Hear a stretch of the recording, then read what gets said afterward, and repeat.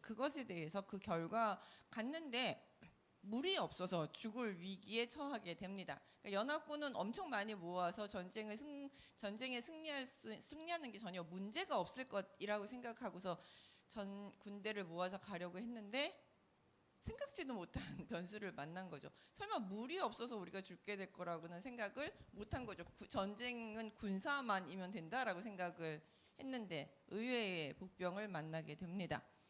아마 이들도 군사 전쟁을 하기 전에 미리 조사를 했을 거예요. 그 시기에는 물이 있다라는 생각을 했겠죠. 설마 그런 조사도 안 하고 무작정 전쟁을 일으키지는 않았을 것입니다. 근데 전혀 생각지 못한 복병을 만나게 됐고 급하니까 이제 엘리사를 불러오게 됩니다. 하나님의 사람 엘리사를 불러서 어떻게 해야 될지 이제 그제서야 묻게 되는 거죠. 우리 인간이란 항상 난관에 봉착해야지만 어려움에 처해야지만 그제서야 하나님을 찾는 그런 버릇이 있죠. 그래서 이제 결국 여호사밧이 선지자를 찾았고 엘리사가 와서 내일 너희가 이길 것이다. 하나님이 물을 주실 것이고 너희가 분명히 이길 것이다. 그래서 19절에 당신이 모든 견고한 성읍과 모든 아름다운 성읍을 치고 모든 좋은 나무를 베고 모든 샘을 메우고 돌로 모든 좋은 밭을 헐리라 라고 이야기를 합니다. 물도 가득하게 줄 것뿐만 아니라 모압도 아주 완전 완벽하게 이길 수 있다라고 하나님의 신탁을 전달해 주게 됩니다. 그리고 그 하나님의 말씀을 들은 다음 날 정말로 그 말씀 그대로 아침이 되어서 소재를 드릴 때 보니 물이 에돔 뜰 쪽부터 해서 흘러와서 땅에 아주 가득 메워지게 됩니다. 어제까지 없었던 그 물이 바로 다음 날 아침 새벽에 가득 채워졌다는 얘기는 하나님의 기적이 그 땅에 임했다는 것을 분명하게 알려주는 징표이죠. 여기까지가 이제 이스라엘 진영의 이야기입니다. 오늘 읽은 21절, 22절부터는 이제 그 모압 진영의 형편들 관점에서 이제 이야기가 진행이 됩니다. 이제 이 전쟁을 이제 이스라엘 연합군이 이제 쳐들어왔기 때문에 모압 입장에서는 이제 전쟁을 대비해야 되죠. 그래서 21절은 오늘 있었던 얘기가 아니라 그 이전의 이야기예요. 그 이전에 온다고는 소리를 듣자마자 이들도 이제 모든 사람들을 다 동원을 합니다. 그래서 모압의 모든 사람들은 왕이 올라와서 자기를 치료한다 하는 듣고 갑옷 입을 만한 자로부터 여기서 이제 갑옷 입을 만한 자라는 것은 이제 전쟁에 나갈 수 싸울 만한 자들인데 그러니까 이 당시에 그러니까 군인뿐만 아니라 칼을 든 자, 칼을 유능하게 쓰는 자들은 군인이거나 용사들이고요. 그러니까 이 사람들 전문적으로 전쟁을 할 수 있는 사람들을 얘기하는 것이고, 그래서 보통 우리 성경에 뭐라고 표현하면 칼 빼는 자 이렇게 표현이 되어 있어요. 근데 여기서 갑옷을 입을 만한 자라는 것은 그냥 전쟁할 수 있는 나이가 된 사람들, 20살에서 20세에서 50세 사이. 전쟁을 할 수 있는 그런 사람들은 그냥 급하게 다 모은 거예요. 급하게 지금 뭐 농사를 짓고 있는지 뭐 하고 있는지 모르겠지만 이제 연합군이 쳐들어온다는 소리를 듣고 급하게 이제 백성들을 모아서 이렇게 군대를 하나 꾸려 놓은 그런 상태를 얘기합니다. 그래서 갑옷 입을 만한 사람들 그래서 급하게 이제 백성들을 모아서 군대를 조직합니다. 그래서 그들이 다 모여서 그 전쟁 이제 쳐들어오는 그 라인에 이렇게 딱 경계를 하고 서 있던 상황이었습니다. 그래서 이제 전쟁 준비를 하고서는 저들이 쳐들어오면 우리가 싸워야겠다 이제 이렇게 준비를 하고 있었죠. 근데 저쪽에서 무슨 일이 일어나는지는 사실 모릅니다. 그렇기 때문에 모압 입장에서는 저쪽에서 물 때문에 어려움을 겪고 그렇기 때문에 쳐들어오기가 지금 힘든 상황이라는 것을 잘 모르는 입장인 것이죠. 근데 어느 날 아침에 보니까 해가 물 위에 비치는데 물이 붉어서 피같이 흘러요. 그러니까 어제까지는 없었던 산골짜기에 갑자기 물이 그득한데 그 물이 아주 붉어요. 붉은 물이 가득 차 있는 것들을 보게 됩니다. 그러니까 근데 이제 그것이 이제 이 성경의 화자는 물 위에 해가 비쳐서 떠오르는 해에 비쳐서 물이 붉게 보인다라고 설명을 하고 있지만 모압 사람들의 입장에서는 그게 피같이 보였던 것이죠. 왜냐하면 어젯밤에 잘 때까지 분명히 물이 없었어요. 하나의 물도 없었는데, 그리고 어젯밤에 비가 내린 기색도 없었는데, 갑자기 아침에 일어났더니 물이 있고 그게 붉은 물이, 눈에 보기에 붉게 물이 들어있는 것을 보게 됩니다. 아주 놀라운 현상을 보게 되는 것이죠. 그러니까 이걸 보고 이 사람들은 하나님이 이스라엘에게 물을 주셨다라든지 그런 생각들을 전혀 할 수가 없겠죠. 갑자기 물이 없었는데 물이 생겼는데 붉은 물이 생겼으니까, 아, 이게 뭐지? 왜 붉은 물이 있지? 라고 생각을 하게 되고, 서로 야, 왜 이런 일이 벌어졌을까 하면서 서로 막 이야기를 하다가 23절에 보시면 이는 피라. 이건 피야. 그러면서 저 왕들이 자기네들끼리 세 왕이 모였잖아요. 유다, 이스라엘, 그다음에 에돔까지 해서 세 왕이 모였기 때문에 자기네들끼리 분란이 일어나서 자기네들끼리 막 싸우기 때문에 싸움이 너무 격렬해서 그 피가 기슭을 타고 내려올 정도로 싸움이 격렬해서 지금 이 피가 흐르고 있는 거다. 이런 결론을 내린 것이죠. 왜냐하면 그들이 생각하기에 아무리 논리적으로 지금은 그 당시엔 과학적이라고 말은 할 수 없겠지만 어쨌든 자연적인 현상으로 봤을 때 그 자리에 지금 붉은 물이 있다는 것을 설명이 불가능하거든요. 근데 만약 피라고 생각하면 그게 가장 합리적인 생각이라고 볼 수 있었던 것이죠. 그리고 사람들은 항상 자기가 좋은, 자기에게 유리한 쪽으로 생각하기 마련입니다. 가서 확인을 한다기보다 저 붉은 피 저들이 싸웠나 보다, 이제 이런 생각을 하게 된 것이죠. 그러니까 정말 그런 것 같다. 그러면서 이제 막 갑자기 흥분하기 시작했고, 그것에 대한 정탐꾼을 보낸다든지 아니면 그 물이 정말 피인지 물인지 확인한다든지 하는 과정 없이 맞아, 그런 것 같아. 그러고서 우르르 하고서는 그냥 이스라엘 진영으로 쳐들어가게 됩니다. 여기까지가 다 누구의 작전이에요? 그러니까 하나님의 작전입니다. 분명히 전쟁에 승리하게 하셨다고 약속하셨습니다. 물을 줄 뿐만 아니라 전쟁에 승리하겠다고 말씀하신 하나님께서 약속하셨고, 그 방법이 물을 주는데 그 물을 통해서 모압 군대가 착각하게 만들고, 그래서 전쟁을 모압 군대가 허술하게 하게 됐고, 그래서 이제 지게 되는 그런 상황들을 하나님께서 전부 다 계획을 하신 것이죠. 이런 거 보면 하나님의 치밀함 우리가 인간이 도저히 따질 수 없는 부분입니다. 그래서 이걸 보고 모압 사람들이 노력하라. 야, 이제 쟤네들은 아무것도 없고 다 죽은 사람들 시체가 얼마나 질비하겠느냐. 그럼 그들이 놓고 간 재물만 우리가 가서 취하면 되겠다라고 생각하고, 이제 우리 요즘 말로 하면 희망회로라고 하죠. 자기네들이 유리한 쪽만 생각하면서 우와 하고 이제 쳐들어가게 된 것이죠. 야, 그러면서 그러니까 그 상태로 갔으니 무기는 제대로 가져갔겠으며 진열은 제대로 갖추었겠으며 대장의 말은 제대로 들었겠습니까? 그냥 우르르 가서 집어오면 되겠다 생각하고 그렇게 간 것이죠. 근데 갔더니 이스라엘 사람들이 다 진영을 갖추고 제대로 있는 거예요. 한 사람 죽은 게 아니에요. 제대로 갖추고 있다가 쳐들어오는 걸 보고 제대로 탁 일어나라는 것은 이제 전쟁을 맞이했을 때 제대로 전쟁 준비를 해서 이제 전쟁에 임하는 것을 이야기합니다.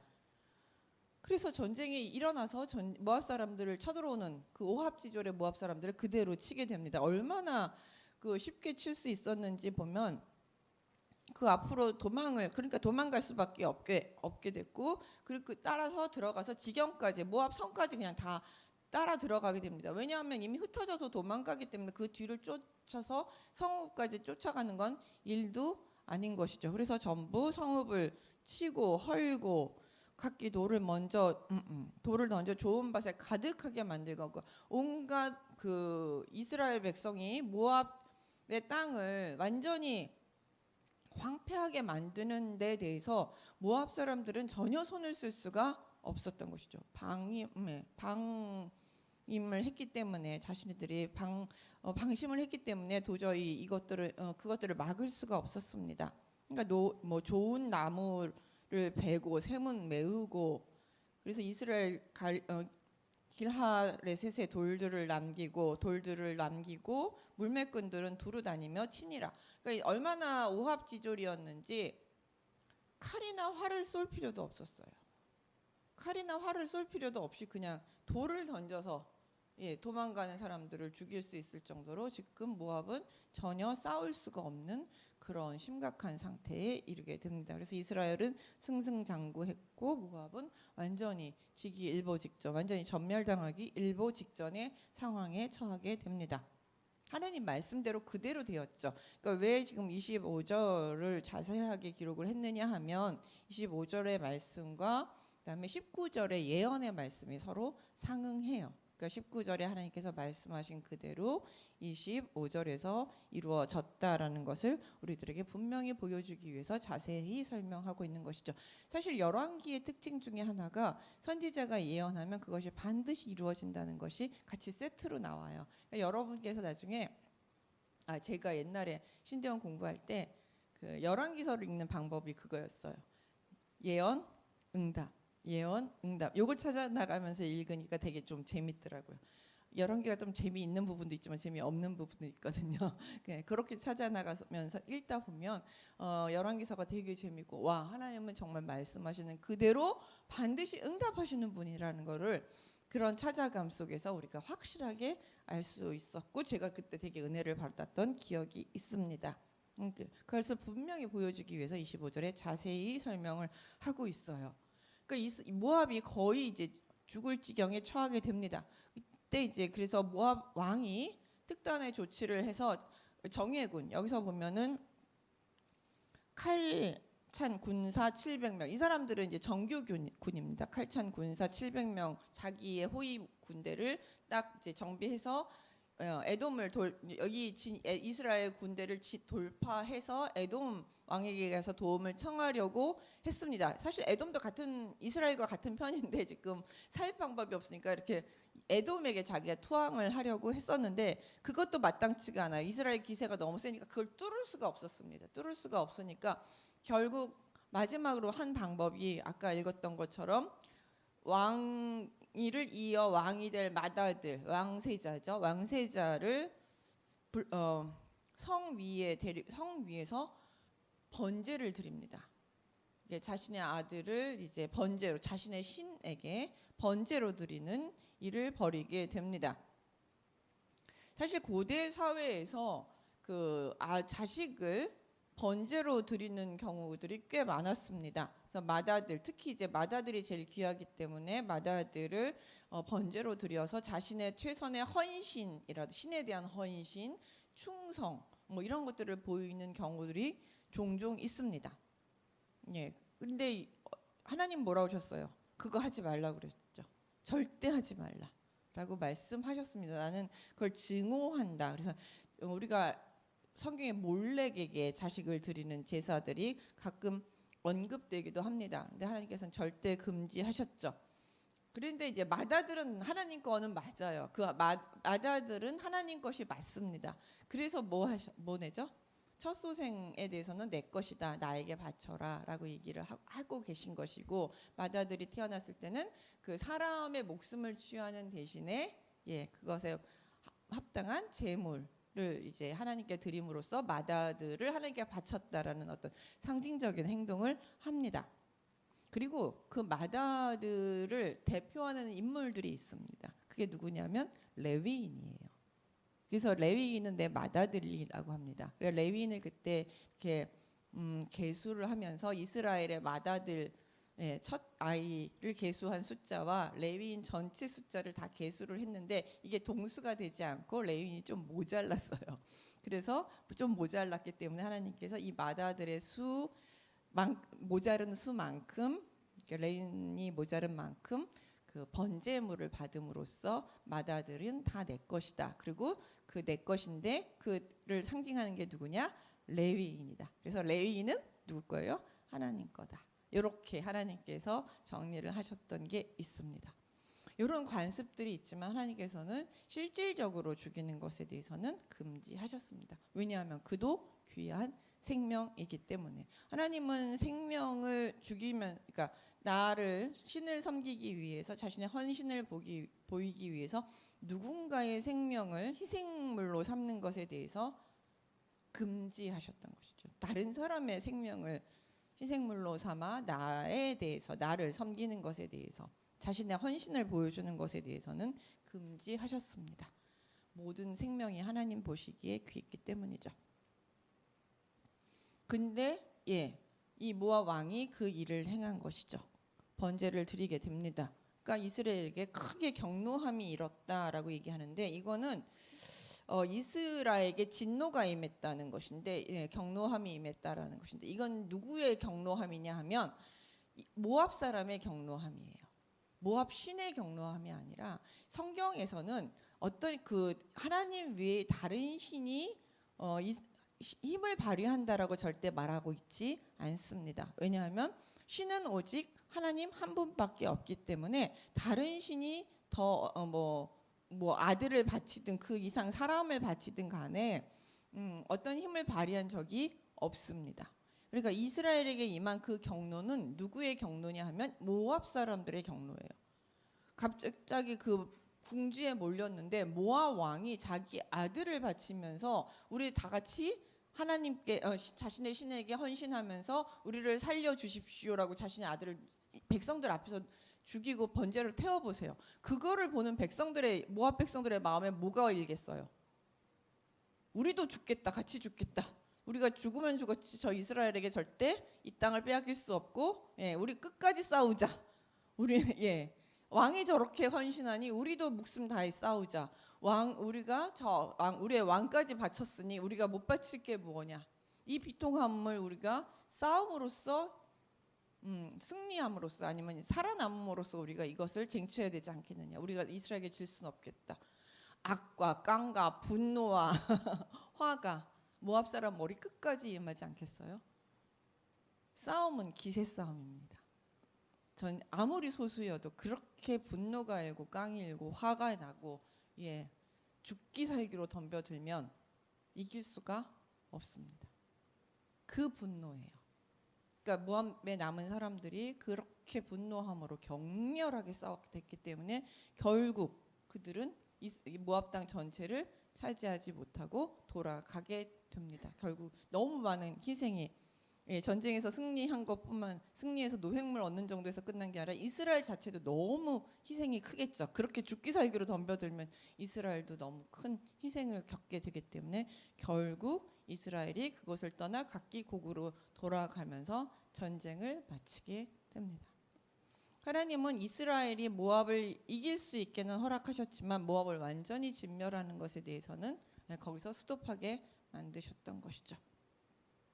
이것도 저는 하나님의 허락하시지 않음이라고 봅니다. 이 정도 선에서 마무리시키신 것도 하나님의 손 안에 있다고 봅니다.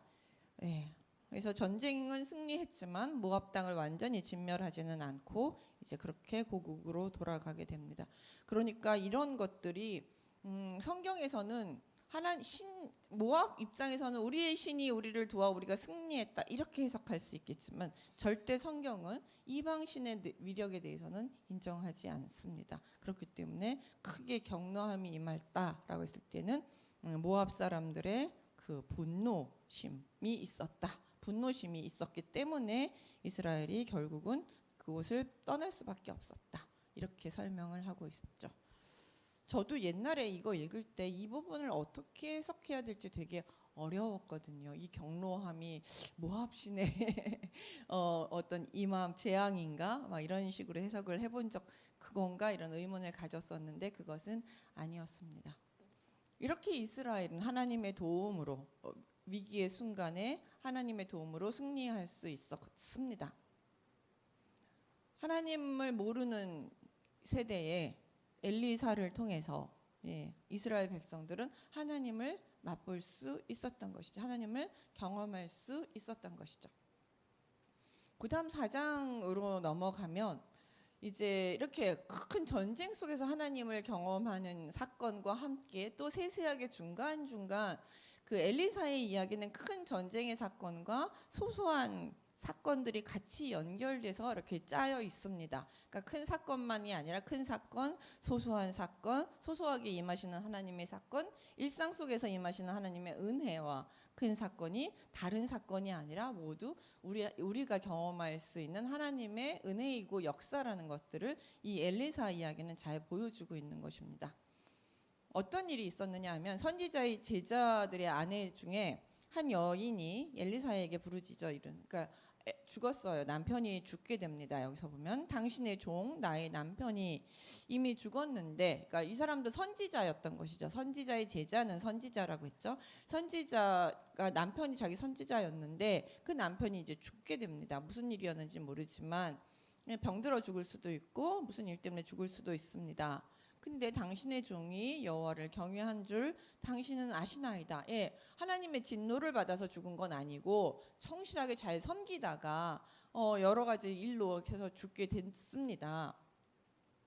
근데 이제 제가 선지자들이 참 가난하다고 얘기했죠. 당시 선지자들이 참 가난했습니다. 왜냐하면 이 시대가 아직 아합 시대가 끝난 지 얼마 안 됐거든요. 아합 왕이 죽은 지 얼마 안 됐기 때문에 그동안 늘 핍박받으면서 살아왔기 때문에 선지자들의 삶은 항상 궁핍했고 어려웠습니다.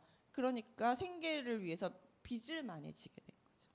먹고는 살아야 하니 빚을 내서 이제 생계를 꾸려 나가게 됐는데, 이제 그 남편이 죽으니까 빚준 사람이 와서 나의 두 아들을 데려가 그의 종을 삼고자 하나이다. 당시에는 사람도 사고 팔 수 있었기, 종이나 노예로 사고 팔 수 있었기 때문에 이제 돈을 갚을 돈이 없으니 네 아들 둘 데려다가 내가 그 빚 대신 아들을 종으로 삼겠다라고 이야기를 한 것이죠. 그러니까 이 아내 입장에서는 얼마나 청천벽력 같은 이야기예요. 자기 하나님을 열심히 섬겼는데, 하나님 앞에 충성되게 나와 내 가족이 그렇게 살았는데, 가난하게 살아도 거기에 대해서 꿋꿋하게 견디며 살았는데, 아니 내 아들이, 그 결과가 내 아들들이 종으로 끌려가야 된다는, 팔려가야 된다는 이 현실을 맞닥뜨렸을 때 얼마나 가슴이 미어지고 어떻게 살아야 하고, 내가 하나님 앞에 산 것이 과연 잘 사는 것인가. 나도 그냥 하나님 안 섬기고 아합에게 붙어서 잘 살았으면 차라리 그게 더 날 뻔했나. 여러 가지 생각들이 참 많이 들었겠죠. 많은 절망이 있었을 거라고 생각합니다. 그러니까 그래도 그는 경건한 선지자와 같은 신앙을 가지고 있었기에 엘리사에게 찾아옵니다. 하나님의 사람, 하나님에게 찾아옵니다. 하나님에게 와서 내가 이 모든 이야기들을 다 이야기합니다. 살려달라고, 우리 아이들을 살려달라고 요청합니다. 그러니까 엘리사가 그에게 이르되 내가 너를 위하여 어떻게 하랴? 내 집에 무엇이 어떻게 할까? 내 집에 뭐 남은 게 있느냐? 하고 묻습니다. 그랬더니 우리 집엔 지금 딱 기름 한 병 외에는, 한 그릇 외에는 아무것도 없습니다. 쌀 한 줌, 밀가루 한 줌도 아무것도 없고 그냥 기름 한 그릇 있는 게 전부입니다. 진짜 가난하죠. 예. 그러니까 그러면 너는 밖에 나가서 모든 이웃에게 그릇을 빌려라. 빈 그릇을 빌리되 조금 빌리지 말고 했는데, 여기서 조금 빌리지 말고를 부정어로 씁니다. 조금 빌리지 말아라 이렇게요. 말아라. 그러니까 많이 빌리라는 얘기죠. 가능하면 많이 빌려라. 그리고 나서 너는 내 두 아들과 함께 들어가서 문을 닫고 그 모든 그릇에 기름을 부어 찾는 대로 옮겨 놓으라 라고 이야기를 합니다. 그래서 엘리사가 기름을 그 그릇을 비워다가 그 그릇에다 전부 기름을 채워라 라고 얘기를 합니다. 참 들으면 이게 무슨 소리지? 나는 한 그릇밖에 없는데 그릇 빌려다가 기름을 채우라니, 없는 기름이 어디서 나온다고? 라고 하지만 이 사람은 그대로 엘리사의 말을 그대로 믿습니다. 여긴 엘리사가 따라가지 않아요. 그리고 와서 그 말만 듣고 집에 와서 정말 그릇 다 빌려다가 와서 애들이 그릇 빌려오니까 거기다 놓고 이제 자기 있는 그 기름을 부읍니다. 부으니까 어떻게? 기름 끊임없이 그릇을 다 찰 때까지 기름이 끊임없이 나오는 것이죠. 이 일이 벌어진 건 누구의 신앙입니까? 엘리사가 준 기적이기도 하지만 그 엘리사의 말을 그대로 믿은 신실한 선지자의 아내의 믿음인 것이죠. 예, 멜리사가 말한 걸 그대로 믿었고 하나님께서 정말 그렇게 도와주실 줄 믿으니까 그런 기적들이 일어나게 된 것이죠. 그래서 그 사건을 놀라운 기적을 경험하고 나서 이 아내는 가서 다시 찾아갑니다. 말하되 그가 이르되 너는 가서 그 기름을 팔아 빚을 갚고 남은 것으로 너와 내 두 아들이 생활하라 라고 얘기합니다. 그렇지, 기름 많이 얻었지, 정말 기름 나왔지, 예, 그럼 그 기름 가지고 빚 갚고 이제 생활해라 라고 얘기합니다. 엘리사는, 하나님은 자신에게 성실했던 그 종들의 외침과 어려움을 절대 외면하시지 않는 분이시라는 거죠.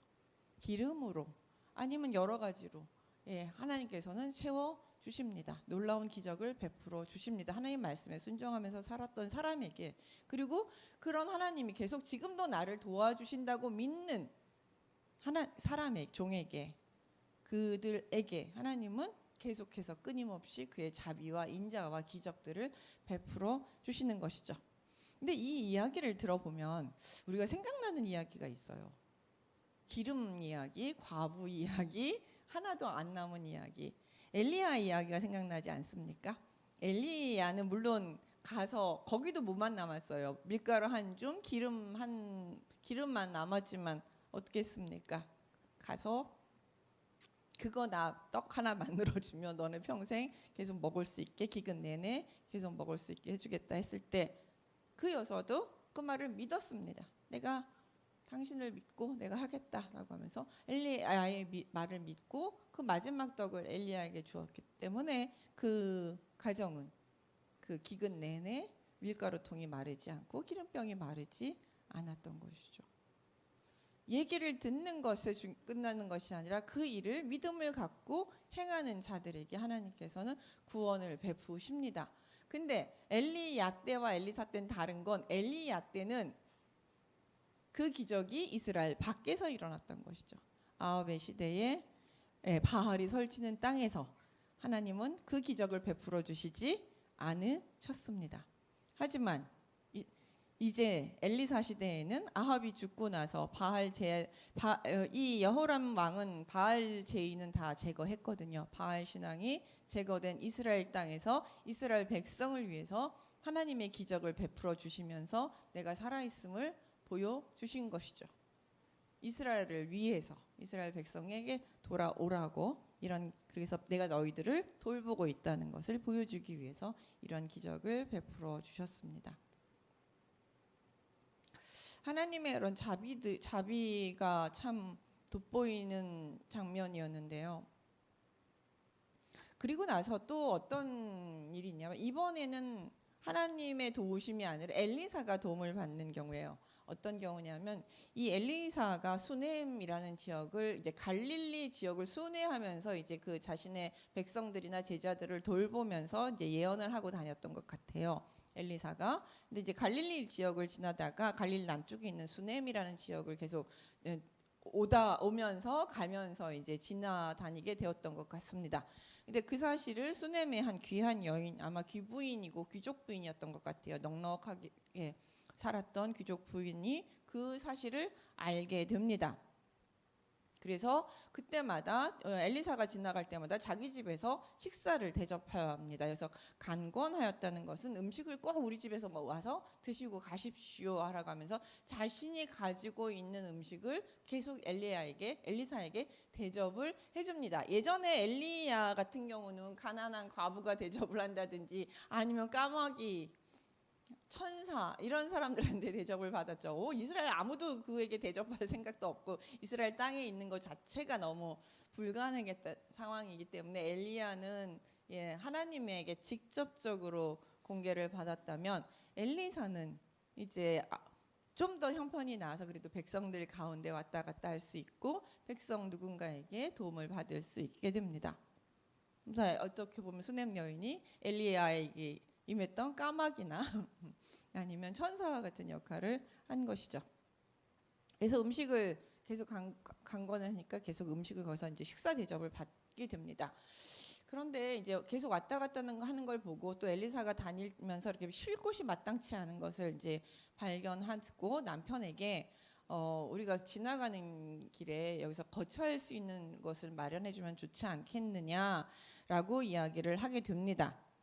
왜냐하면 이 사람은 그 이유가 하나님의 거룩한 사람인 줄 내가 아노라라고 얘기해요. 그러니까 내가 왜 엘리사를 접대하고 그 다음에 그에게 방을 만들어주고 싶으냐 하면 그는 하나님의 사람이기 때문이에요. 즉 이거는 그 엘리사라는 사람 자체의 문제가 아니라 내가 믿고 따르는 하나님의 종이기 때문에 내가 그에게 대접하고 그에게 공개하기 원합니다라고 이야기한 거죠. 즉 이 여자는 그 이스라엘 당시에서도 참 흔하지 않은 믿음을 가지고 있던 여호와 경외하는 마음을 가지고 있던 사람이라는 걸 알 수 있습니다. 여호와를 경외하기에 그래서 그 하나님의 일에 순종하는 여호와의 종에게 내가 베풀어야겠다라고 생각을 하는 것이죠. 그래서 이제 방을 만들게 됩니다. 예, 그래서 엘리야가 거기서 이제 늘 오며 가며 쉴 수 있게 만들어 주게 됩니다. 엘리야는 한쪽에서는 이렇게 베풀고 놀라운 역사들을 임하게 되지만 또 한쪽에서는 이렇게 백성들 사이에 스며들면서 이렇게 이런 자비로운 은혜도 같이 받고 공개도 받으면서 백성들 사이에서 살아갈 수 있게 됩니다. 그러니까 이렇게 너무 은혜를 받으니까 엘리사 입장에서도 되게 고마운 거예요. 되게 고마워서 자신의 그 시종을 통해서 이 여인한테 뭐가 필요해? 나 은혜를 좀 갖고 싶은데 고마워서 고마움을 표현하고 싶은데 이 여인에게 어떻게 하면 좋을까 이제 이런 생각을 하게 된 거죠. 그래서 처음에는 먼저 여자를 부릅니다. 이 수냄 여인을 여자를 불러서 원하는 거 있으면 말해봐라라고 얘기해요. 내가 너무 고마우니 은혜를 갚기 위해서 원하는 게 있으면 내가 들어주겠다 얘기합니다. 근데 여자가 뭐라고 얘기하냐면 근데 이제 엘리사가 뭐라고 얘기했느냐면 네가 무엇이든지 원해라. 왕에게 얘기를 해달라면 왕에게다 얘기를 해줄 것이고 군대 장관에게 이야기를 해달라 그러면 내가 군대 장관에게도 말을 할 수 있을 것이니 네가 원하는 게 있으면 무엇이든지 구하면 내가 다 들어주겠다라고 이야기를 해요. 예, 그러니까 이미 이 수냄 여자는 풍부합니다. 물질적으로는 풍족해요. 그러니까 이제 사람이 원하는 게 뭐가 있어요? 물질적으로 풍족하면 그 다음에 원하는 게 뭐예요? 권력이죠. 예, 권력을 왕이라든지 이제 군대 장관이라든지 이런 것들은 권력, 힘 뭐 이런 것들을 얘기합니다. 그러니까 네가 얼마든지 니네 남편이나 뭐 식구들을 높은 자리에 올려달라 그러면 내가 얼마든지 해줄 수 있다. 이제 이렇게 하면서 네가 원하는 게 있으면 뭐든지 말해보라고 얘기합니다. 선지자 중에서 이렇게 이렇게 아주 크게 원하는 게 있으면 말해봐라 이런 선지자도 엘리야가 처음입니다. 근데 더 처음인 건 이렇게 선지자가 얘기했는데 수냄 여자가 뭐라고 얘기하냐면 여인이 나는 내 백성 중에 거하나이다 딱 얘기해요. 무슨 선문답다고 나는 내 백성 중에 거하나이다라고 얘기해요.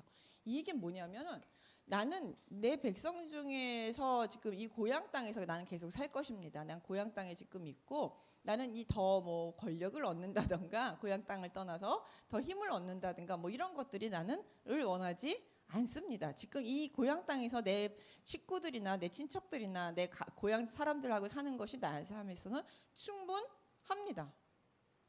예. 그리고 내가 좀 어려운 일이 있으면 내 주변에 있는 그 친척들이나 그 고향 사람들이 나를 도와주기에 충분합니다. 예, 나는 나의 현재 삶에 있어서 더 이상 바랄 것이 없습니다. 예, 이게 바로 이 답의 뜻이, 이 말의 뜻이에요. 나는 내 백성 중에 거하나이다. 나는 지금의 삶으로 충분히 만족합니다.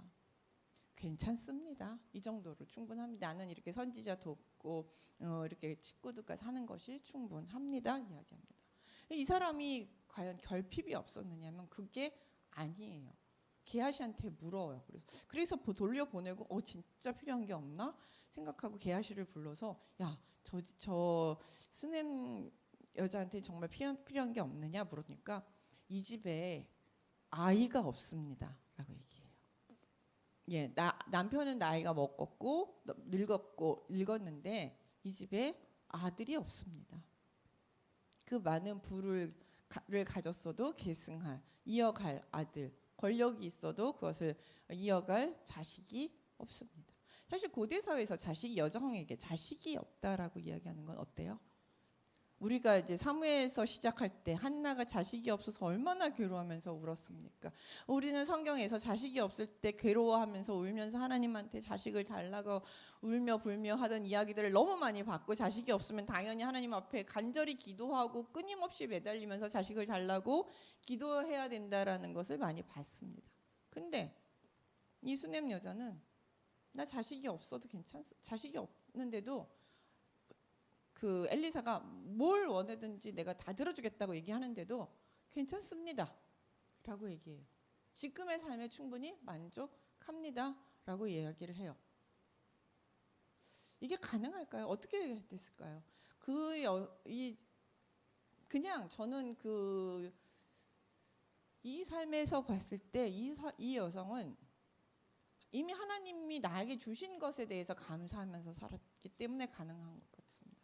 없는 것, 너무나도 사실은 아이가 없다는 건 여성에게 있어서 그 가족에게 있어서 큰 비극이고 상당히 심각한 문제를 가지고 있는 소지가 있지만, 그럼에도 불구하고 하나님이 안 주신 것에 대해서 나는 더 이상 바라지 않습니다. 이대로 삶이 참 감사하고 좋습니다. 하나님이 주신 나의 삶에 대해서 내가 그대로 순응하며 살겠습니다 라는 모습인 거죠.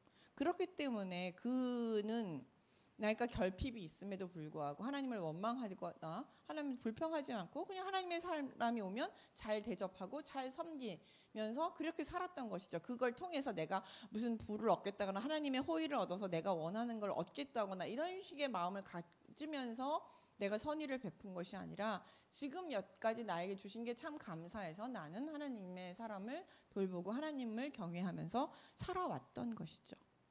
저는 이런 삶이 참 쉽지 않다라는 생각을 합니다. 우리가 이제 1년을 돌아보고 참 오랫동안 많이 기도도 1년 동안 이제 여러 가지 기도 제목들도 있었고 많이 기도를 했습니다. 근데 그 기도 중에서 하나님 지금의 나의 삶이 참 감사합니다. 올해도 이렇게 나에게 삶을 주셔서 감사합니다. 지금 있는 현재의 나의 삶 자체가 참 감사합니다 라고 하면서 기도한 적이 몇 번이나 있는지요. 늘 나에게 없는 것을 결핍으로 느끼고 그걸 얻어내기 위해서 내가 1년 동안 혹시 애면굴면하면서 기도하고 애쓰고 노력한 것은 아닌지요. 예, 저는 우리가 한번 이 수넴 여인의 이 대답, 내 가족 내 백성 중에 거하나이다 라는 이 말에 통해서 올 1년 동안 주어진 것에 감사하며 살았는지, 아니면 늘 불평하면서 안 주어지지 않은 것에 대해서 더 달라고 요청하면서 살았는지 한번 생각해 보는 삶이 되었으면 합니다. 네, 기도하겠습니다. 하나님 아버지 감사합니다.